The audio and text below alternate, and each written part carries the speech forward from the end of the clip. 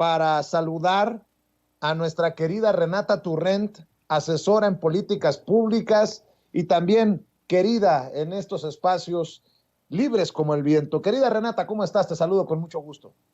Hola, mi querido Vicente, qué gusto estar por acá contigo y con toda tu audiencia. Te mando un fuerte abrazo, qué gusto estar platicando. Oye, ¿cómo viste ayer el debate, la doble moral en el Senado de la República? Que fíjate que eso es lo que más daño le está haciendo la oposición, no que presenten iniciativas que puedan confrontar a las iniciativas del gobierno o de la mayoría, sino la falta de iniciativas, la falta de sustento que solo mete ruido y no nos lleva a un debate serio de los temas. Desde las banderitas que quiso regalarle Emilio Álvarez y Casa a los secretarios, desde Lili Telles con sus gritos, desde llamarle alcahuete al presidente o algún adjetivo de esa magnitud, Xochitl Gálvez, hacia el secretario de la Defensa Nacional. En fin, dame tu opinión de lo que viste, de lo que escuchaste ayer, querida Renata, que por cierto, chorrea para hoy también. Totalmente, mi querido Vicente. Hemos platicado mucho en este espacio que esta hipocresía, doble moral, como bien comentas, por parte de la mayoría de los miembros de la oposición y su falta de propuesta de un proyecto de nación viable, que no sea básicamente regresar a lo mismo que en 2018 se desterró por la gran mayoría de los mexicanos y que en 2021 se reafirmó en las elecciones intermedias, le hace muchísimo daño, no solamente creo yo al país como tal, a la discusión pública, como tú ya bien mencionas, porque sí que hay temas que podrían reforzarse, hay propuestas de Morena que podrían reforzarse si hubiera una oposición seria, hay cuestionamientos que podrían llegar a ser válidos, pero que esta oposición no tiene ni la autoridad moral ni siquiera las ganas de poderse sentar a debatir en términos de realidad, en términos éticos, las propuestas que hace el presidente López Obrador o la bancada de Morena. Pero yo no creo que solamente le afecte al país y a la discusión pública, creo que también le afecta al mismo, al mismo partido político o serie de partidos políticos que se aglomeran en esto de ahora unidos, antes si por México va por México, quién sabe cuántos nombres se han cambiado. Y les afecta porque creo que un poco lo que decía mi querido Víctor en su intervención, creo que siguen sin entender este cambio cultural tan fuerte en nuestro país, donde la gente ya está muy avivada, donde la gente entiende perfectamente quién sí y quién no está llevando propuestas a la mesa.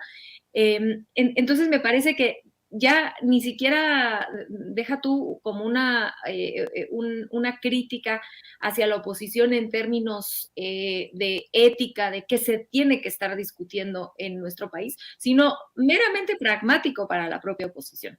Ni siquiera creo que a ellos les esté conviniendo traer estos shows que están haciendo, porque los datos, las propuestas que hace Morena o en específico algunos secretarios, ahorita me gustaría hablar del caso de la secretaria Rosa Isela, desenmascaran esta falta de seriedad por parte de los opositores. Me gustaría a mí ahondar en específico en este tema de la Guardia Nacional con la senadora Lili Telles y cómo es que llega la secretaria de Seguridad y Protección Ciudadana, Rosa Isela Rodríguez, que por cierto ha hecho un grandísimo trabajo al frente de esta secretaría, bajando de manera lenta pero consistente los homicidios, los feminicidios de manera muy importante, y que llega a explicarle a la gente, al Senado, pero sobre todo al pueblo de México, que existe esta senadora que un día sí y el otro también critica y golpea a la Guardia Nacional, pero que al mismo tiempo está pidiendo esta protección personalizada por parte de la Guardia Nacional. Y luego sale Lili Telles a decir, claro, yo lo hice público desde el principio en mis tweets. Bueno, pero es que eso, que lo hayas hecho público, no lo hace menos hipócrita, ¿no? Estar diciendo, no quiero la Guardia Nacional para que proteja al pueblo, pero sí quiero que la Guardia Nacional me proteja a mí y mi familia. No, señora, no, es que ya no vivimos en ese país. Vivimos en un país distinto donde la prioridad no es esa cúpula que está en el poder, sino la prioridad es la gente. y la gente pide que las Fuerzas Armadas o la Guardia Nacional continúen en labores de seguridad porque no se han logrado construir policías locales fuertes, excepto en la Ciudad de México. Es el único ejemplo donde en 4 años, además, y esto creo que hay que recalcarlo, porque es importante para los otros estados saber que sí se puede fortalecer una policía y que se puede fortalecer una policía en relativamente poco tiempo. Y ese es el modelo de la Ciudad de México, que ha sido el único, y ha sido el único porque ha tenido la voluntad política de hacerlo y la inversión pública para hacerlo. Les doy un dato que me parece que ya les había ayudado, pero es importante reiterarlo. El comparativo entre, por ejemplo, Jalisco de Movimiento Ciudadano y la Ciudad de México en cuanto a seguridad pública local. Mientras que la Ciudad de México invierte 11% de su presupuesto en seguridad pública, el estado de Jalisco solamente invierte el 5% en seguridad pública, ¿no? Es más del doble lo que se invierte aquí en la capital. Entonces, esto que no, y siendo Jalisco uno de los estados más, de los que entra en esos 6 estados que aglomeran el 50% de los homicidios de todo el país, ¿no? Es uno de los estados más peligrosos de todo el país. Entonces, yo me pregunto, tanto a Lili Telles del PAN o a los senadores de MC que han estado en contra de la Guardia Nacional, ¿qué es lo que proponen? ¿Cuál es la propuesta de seguridad que proponen? Si no quieren la Guardia Nacional, no quieren la Guardia Nacional, porque si fueran congruentes con esto, entonces estarían diciendo, ¿saben qué? Nosotros nos hacemos cargo de nuestra seguridad pública, no necesitamos a la Guardia Nacional. No podrían sobrevivir su crisis de seguridad sin la Guardia Nacional presente, ¿no? Sería un atropello a los ciudadanos de esos estados. Entonces, dicen políticamente no querer la Guardia Nacional, ocupan la Guardia Nacional porque sus policías locales no son suficientemente fuertes para contener las olas de violencia en sus estados, pero tampoco invierten en mejorar las policías locales. Y al mismo tiempo salen a comparecer diciendo que el camino no es la policía militar que representaría la consolidación de la Guardia Nacional, sino el fortalecimiento de las policías locales. Bueno, señores, pues ustedes gobiernan algunos estados y yo no entiendo por qué no empiezan en casa, porque si consideran firmemente que ese es el camino, el cual yo comparto el diagnóstico, comparto que se tiene que a la par de consolidar una Guardia Nacional, porque es falso que se puedan sacar las fuerzas militares de las calles hoy con el problema tan grave que tenemos, pero mientras que esto se consolida, el crimen sigue bajando, es verdad que se tienen que fortalecer las policías locales, ¿no? Porque queremos que las policías locales puedan hacer labores de seguridad pública. Sobre todo hay algunas cuestiones donde no quisiéramos que la Guardia Nacional, por ejemplo, se metiera. Pongo el ejemplo específico de una protesta. Yo no quisiera que la Guardia Nacional entrara a una protesta, sino que la policía local estuviera a cargo de la seguridad pública durante este tipo de manifestaciones, que es un derecho que tenemos los y las mexicanas a manifestarnos, pero pues esto no se construye como por arte de magia. Entonces yo no entiendo por qué no están invirtiendo en esta consolidación y lo único que han hecho a lo largo de los años desde la sociedad civil, que como bien dice Fabricio Mejía, son panistas sin partido, la gran mayoría, con sus honrosas excepciones, porque desde la sociedad civil y desde estos partidos que hoy ocupan la oposición, no, lo único que han hecho es retóricamente decir cuál debe ser el camino, pero en los hechos, en los estados que gobiernan, ninguno de estos partidos lo ha hecho. Ahí está Guanajuato, uno de los estados más peligrosos, el más, de hecho, ahí está Jalisco, el ejemplo que les pongo con el 5%, y en realidad es que de los 6 estados, me parece que solamente 2 de ellos son gobernados por Morena, que tienen una enorme responsabilidad con sus ciudadanos, pero que es hipócrita lo que hacen desde la oposición, mi querido Vicente y la querida audiencia. Y bueno, para cerrar, Renata, hablando de oposición, ¿tú sí ves un frente? Porque habla Claudia Ruiz Massieu, quien se acaba de destapar como suspirante a la presidencia en el 2024, que están creando un frente, pero ¿un frente con quién? ¿Los panistas van a querer a Alito Moreno? ¿Van a querer lidiar con la historia del PRI, de los Ruiz Massieu, de los Beltrones, etcétera, de las Beatriz Paredes? Los priistas van a querer relacionarse en un frente con las Lili Telles, con las Xochitl Gálvez, con las Kenia López Rabadán. ¿Tú qué ves en estos tiempos de destapes en el PRI y bueno, en torno a todo esto que se está dando? Mira, yo quisiera, nada más se me olvidó decir algo en la intervención pasada, muy breve, porque veo también en el chat y creo que coincido con los compañeros que dicen que no hay que darle atención a Lili Telles, y yo soy de la idea, o era de la idea que definitivamente no debía darle atención, pero a mí lo que me interesa de hablar de Lili Telles es que creo que sí representa un grupo de personas en este país, desgraciadamente, ¿no? Muy clasistas, muy racistas, muy violentos, muy en contra de los derechos de las personas, muy, pues el calderonismo, quizá, ¿no? Ella creo que es la nueva forma de aglomerar al calderonismo, y a mí sí me parece peligroso. A mí me parece, por parte de la oposición, quizá la propuesta más peligrosa porque representa la derecha más extrema. Entonces sí creo que hay que combatir las hipocresías que ella representa, la falta de política, y que en México la política tiene que ser, podemos estar en desacuerdo, podemos discutir, pero que se tiene que hacer desde el respeto a todas las personas, a los derechos humanos, y no a gritos y sombrerazos e insultos como hace esta señora, ¿no? Nada más como para aclarar, porque creo que tienen razón los compañeros que consideran que no hay que hacerle el caldo a esta señora, pero sí creo que hay que puntualizar algunas cosas peligrosas que hay en su discurso. Porque definitivamente, como tú ya bien dices, ella ya se destapó, así como ahora en este evento que organiza el PRI, donde varios se destaparon, ¿no? Enrique de la Madrid, Claudia Ruiz Massieu y Beatriz Paredes. Fabricio Mejía hace un gran resumen de este evento que me parece que duró 6 horas, por si lo quieren revisar en sus redes sociales, y Sin embargo lo publica, me parece.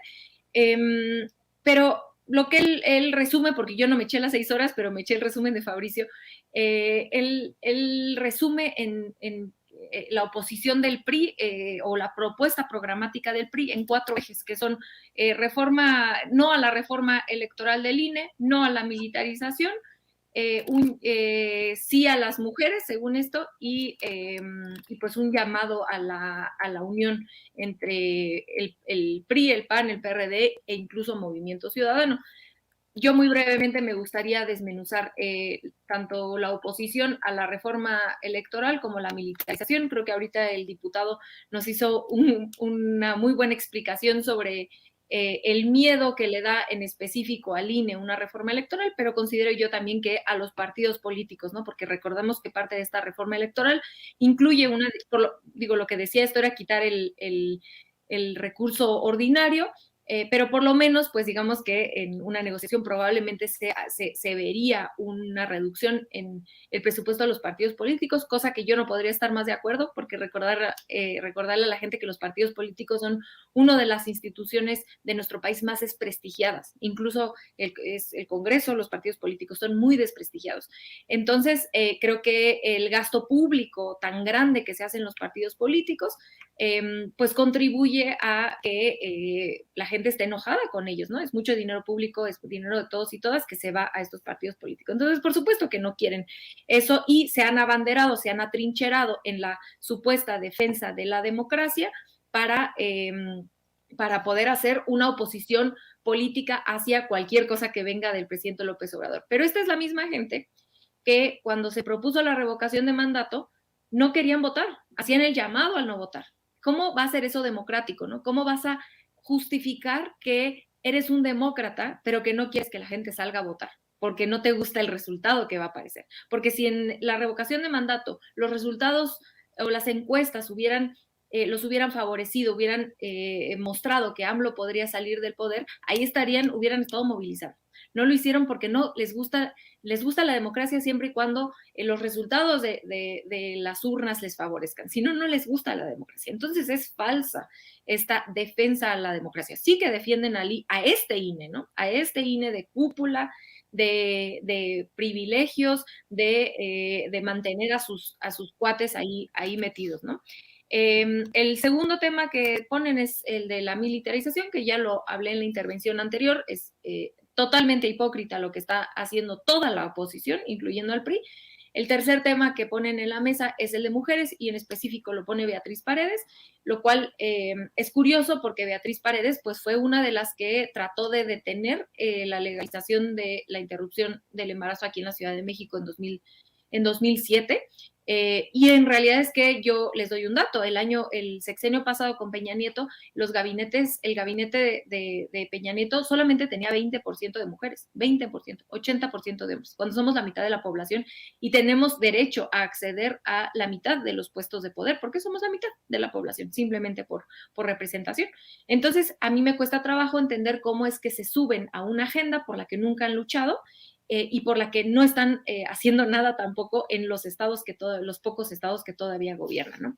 Y por último, este llamado, que es un poco la pregunta que tú me haces, este llamado a la unión, me parece que es un error a largo plazo de todos los partidos, esta unión, porque creo que los pocos priistas que quedan, los panistas que quedan, pues si están ahí es porque tenían alguna afinidad ideológica con los partidos y que esta mezcolancia tremenda que están haciendo, pues en realidad le quita esa identidad al partido y a los militantes, ¿no? Que requiere pues cualquier partido político que busca adherir a nuevos militantes. Entonces yo pienso que es un error a largo plazo, sin embargo entiendo la posición tan compleja en la que están y por lo cual necesitan hacer una alianza para incluso en alguno de los casos, el caso del PRD, el caso quizá del PRI, no perder el registro.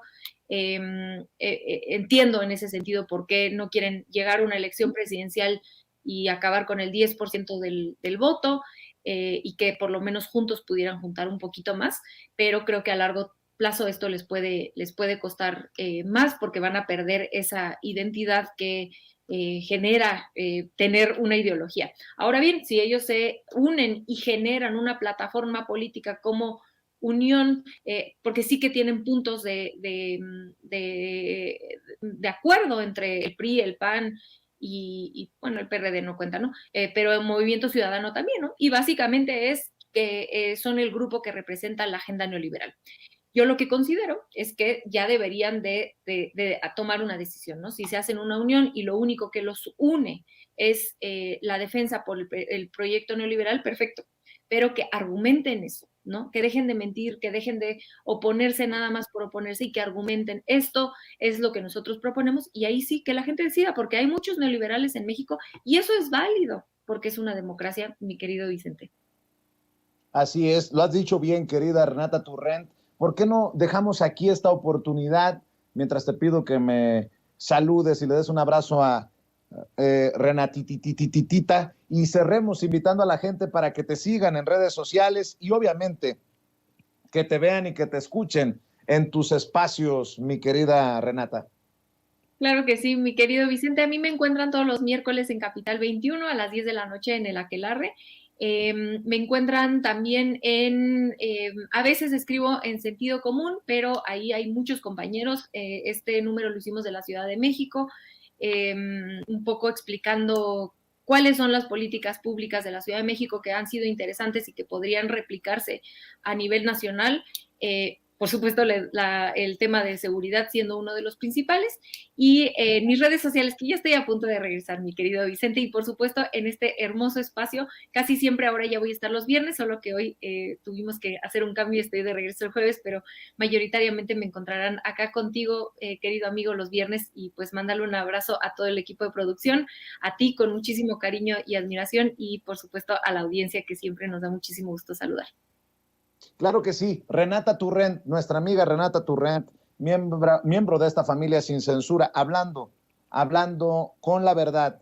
Y bueno, le duela a quien le duela, le pese a quien le pese. Déjeme en estos momentos